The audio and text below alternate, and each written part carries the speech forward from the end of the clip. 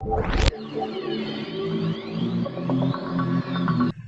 सल्ली अला रसूलिल करीम अम्मा बाद फ़ौज़ बिल्लाहि मिनश शैतानिर रजीम बिस्मिल्लाहिर रहमानिर रहीम अस्सलामु अलैकुम वरहमतुल्लाहि वबरकातुहू। मैं हूँ हकीम आसिफ अली राव। आज का जो मौजूद तरतीब दे रहे हैं, हमारे एक दोस्त की फरमाइश है कि आप खुशक सर्द मिजाज को और खुशक गर्म मिजाज को अलग-अलग करें। तो इसी तरह आज हम दो वीडियो तरतीब देंगे। खुश्क सर्द मिजाज के हवाले से इसको तेज़ाबियत कहा जाता है, एक खुशक गर्म के हवाले से उसकी कैफियत को अलग बयान करेंगे। तो आप लोगों को समझने में आसानी होगी कि मिजाज को कैसे समझा जा सकता है और फिर उसको कंट्रोल कैसे किया जा सकता है। नए आने वाले दोस्तों से गुजारिश है कि चैनल को सब्सक्राइब करें, बेल आइकन को प्रेस करें और कमेंट सेक्शन में अपनी राय से ज़रूर आगाह करें।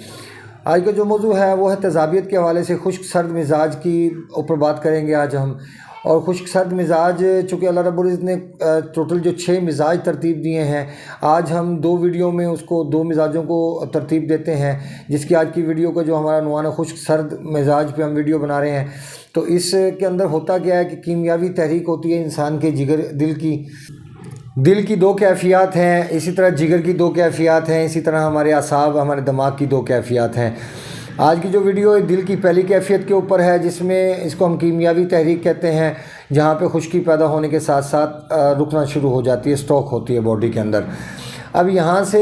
ये समझ लें कि मुंह का जो टेस्ट है वो अक्सर खट्टा रहेगा, मुंह में से पानी आएगा या ज़ुबान का कलर मुकम्मल तौर पे सफ़ेद हो जाएगा। ये तेज़ाबियत की शदीद तरीन तेज़ाबियत की सूरत हाल है। और ऐसी हालत में चूँकि खुश्की पैदा होने के साथ साथ हमारे जिस्म के अंदर रुकना शुरू हो जाती है। और इसके रुकने से क्या नुकसानात होते हैं कि हमारे दिल के ऊपर दबाव बढ़ना शुरू हो जाता है और हमारे जिस्म में खुश्की की बहात होना शुरू हो जाती है, सर में डैंड्रफ नज़र आना शुरू होता है। अक्सर आजकल जो सोराइसिस के केस नज़र आ रहे हैं वो भी इसी का शाखसाना है। फिर उसके बाद बवासीर की बात करते हैं, बादी बवासीर की, वो इसमें शामिल है। उसके बाद हेपेटाइटिस बी की बात करते हैं, वो इसमें शामिल है। उसके बाद अगर हम बात करें पाइल्स की, इस पाइल्स खूनी पाइल्स का तो यहाँ पे तज़किरा नहीं करेंगे, यानी बादी कंडीशन होगी, क्योंकि यहाँ पे खुश्की पैदा होने के साथ स्टॉक हो रही है। तो हरारत बहुत कम मिकदार में यहाँ पे मौजूद होती है। हरारत बढ़ेगी तो फिर जिस्म में से ब्लड आना शुरू होगा। लेकिन यहाँ पे चूँकि खुश्की सर्दी मौजूद है और तेज़ाबियत मौजूद है, तो तेज़ाबियत के अंदर मुँह का ज़ायका तुर्श रहेगा और हरारत की बतरीज कमी होती चली जाएगी। इसमें सीने में जलन वाफ़ी मिकदार में मौजूद होती है, यानी जब इंसान खाना खाता है तो सीने में बहुत ज़्यादा जलन होना शुरू हो जाती है, दिल घबराना शुरू हो जाता है, बेचैनी, एंजाइटी, डिप्रेशन, चिड़चिड़ापन, ये सब यहाँ पे मौजूद होता है। और चेहरे का कलर हमेशा यहाँ पे देखने में जो नज़र आता है, बाज़ टाइम में अगर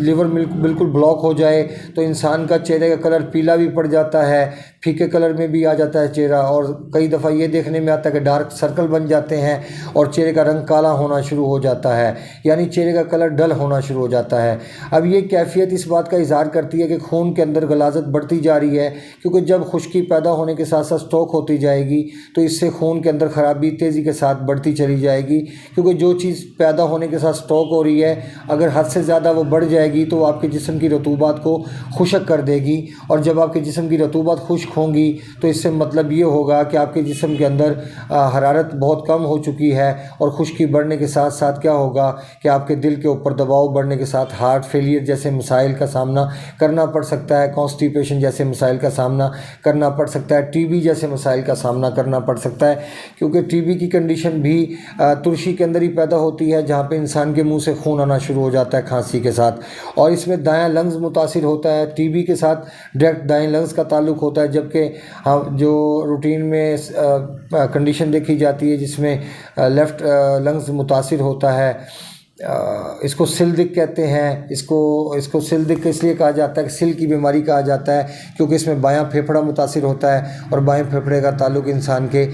एपिथेलियल सिस्टम के साथ है। इसलिए हमेशा टीबी में इंसान का दायां फेफड़ा मुतासिर होता है, दाएं लंग्स के ऊपर दबाव मौजूद होता है। अब एच पेलोरी की बुनियाद भी यहीं से पड़ती है और ये भी एक ख़तरनाक चीज़ है, क्योंकि ज़ख़म होना शुरू हो जाते हैं। और तेज़ाबियत जब अपने अरूज पे पहुंचती है तब एच पेलोरी हमारे पैदा होती है। और फिर इसका जो सबसे बड़ा नुकसान ये होता है कि इंसान का जो जिगर है वो स्टॉप होना शुरू हो जाता है और उसकी ब्लॉकेज आ जाती है। अब यहाँ पे बाज़ हमारे नादान दोस्त ये समझते हैं कि साबिर मुल्तानी साहब रहमतुल्लाह अलैह का जो फरमान है कि अगर आप उज़लाती साबी तहरीक में हैं, खुश्क सर्द कैफियत में हैं, तो आप पहले अगली तहरीक को कंप्लीट करें।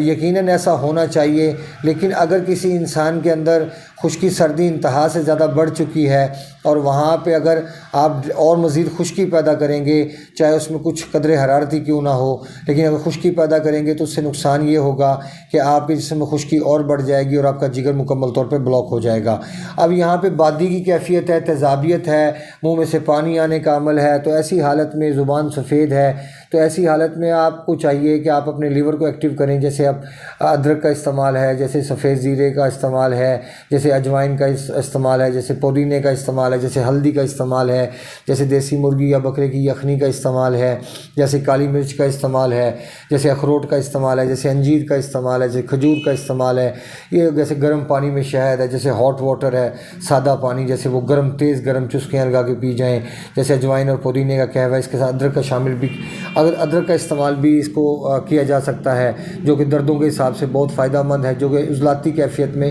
خشکی سردی میں درد پیدا ہوتے ہیں ان کے حوالے سے بات کی جا رہی ہے۔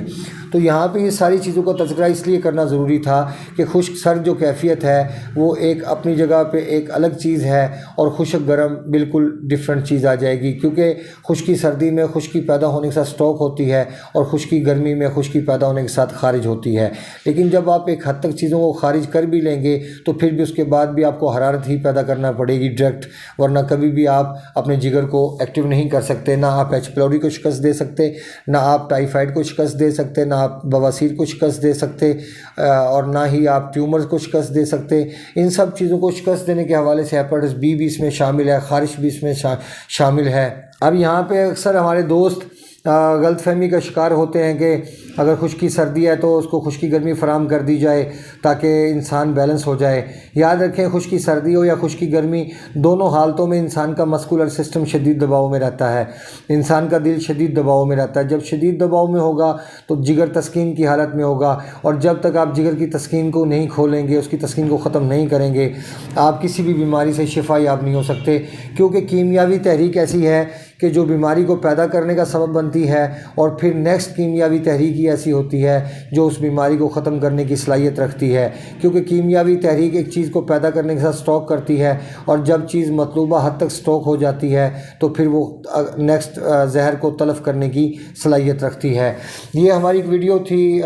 خشک سرد مزاج کے حوالے سے۔ یہاں پہ چونکہ اکثر لوگ شنگرف کا استعمال کرنے کی کوشش کرتے ہیں، لونگ کا استعمال کرنے کی کوشش کرتے ہیں، اکثر لوگوں کے سیکس میں پرابلم آنا شروع ہو جاتی ہے تو ان چیزوں کا استعمال کرتے ہیں، لیکن حقیقت میں وہ فائدہ مند ثابت نہیں ہوتا، کیونکہ قانون فطرت ہے کہ جب آپ کا مزاج ایک کیفیت میں آ چکا ہے تو اس کو توڑنے کے لیے آپ کو پورا چکر کمپلیٹ کرنا پڑے گا۔ سب سے پہلے آپ کو حرارت کمپلیٹ کرنا پڑے گی، جب حرارت بہتر ہوگی تو خشکی ختم ہونا شروع ہو جائے گی، چاہے وہ آپ کے جسم میں ہے چاہے وہ آپ کے سر میں ہے۔ پھر جب وہ خشکی ختم ہوتی ہے، پھر جسم میں رطوبات مہیا کی جائیں، اور رطوبات مہیا کرنے کے بعد پھر اس کے دل کو طاقت دے دی جائے، تو پھر جا کے انسان سیکشل اپنے نظام کو بہتر محسوس کر سکتا ہے، ورنہ اس کے علاوہ کوئی اور حل موجود نہیں۔ کیونکہ یہاں پہ اگر آپ شنگرف کا استعمال کرائیں گے، خشکی اور بڑھ جائے گی،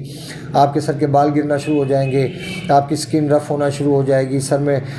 خشکی بڑھنا شروع ہو جائے گی، جسم میں خشکی بڑھنا شروع ہو جائے گی۔ لیکن یہاں پہ اگر آپ پارے کا استعمال کرتے ہیں، گندک کا استعمال کرتے ہیں، اجوائن کا استعمال کرتے ہیں، بابچی ہے، رائی ہے، اس قسم کی جو چیزیں ہیں، چترک ہے، یہ ساری کی ساری چیزیں ہیں، یہ گرم خشک مزاج کی حامل ہوتی ہیں، اور ایسی حالت میں ہمیں حرارت کو پیدا کرنے کے ساتھ سٹاک کرنا چاہیے تاکہ ہم بادی کو اور تیزابیت کو ختم کر سکیں اور تلف کر سکیں۔ اپنے دوست احباب کا خیال رکھیں، ملتے ہیں انشاءاللہ مزید انفارمیٹیو ویڈیو کے ساتھ۔ وما علینا الا البلاغ المبین۔ السلام علیکم ورحمۃ اللہ وبرکاتہ۔